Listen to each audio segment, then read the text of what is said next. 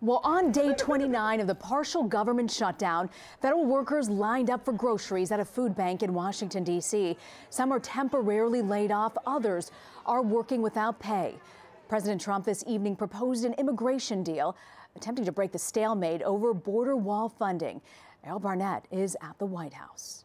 I am here today to break the logjam and provide Congress with a path forward to end the government shutdown. In an effort to bring an end to the longest government shutdown in U.S. history, President Trump made another public plea from the White House this evening to convince Democrats to fully fund his border wall proposal. That is our plan.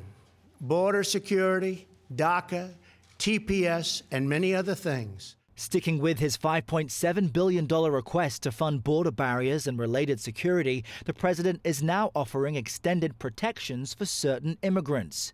3-year protections for the 700,000 children of undocumented immigrants and for the 300,000 immigrants who are temporarily protected from deportation.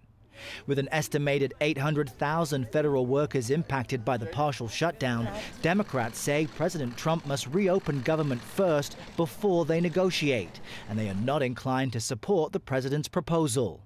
House Speaker Nancy Pelosi said the president's offer is a, quote, compilation of several previously rejected initiatives, each of which is unacceptable. And Democratic Senator Dick Durbin, who co-sponsored a bill 2 years ago with the extended protections, said, "I cannot support the proposed offer and do not believe it can pass the Senate." I don't see Democrats giving us more money unless they get something. Durbin's Republican co-sponsor on that bill was Senator Lindsey Graham, who 3 weeks ago tried to personally convince President Trump to include extended protections in any compromise.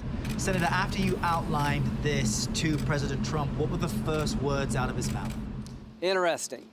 Since then, a CBS News poll shows most Americans blame the president for the prolonged shutdown. And another poll shows support for the president waning among his base, down 9% among suburban men and down 11% among white women with no college degree.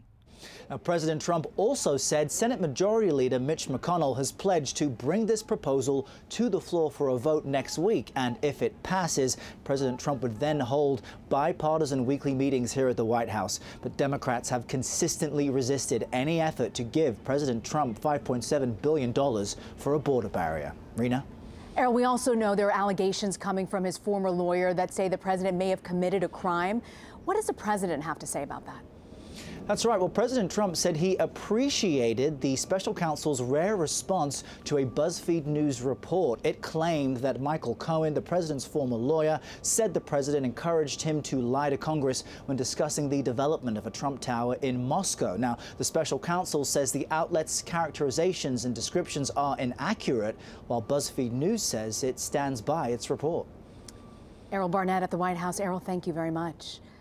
And be sure to watch Face the Nation tomorrow. Margaret Brennan's guests will include Vice President Mike Pence. He's been trying to serve as a mediator between the president and Congress throughout the shutdown.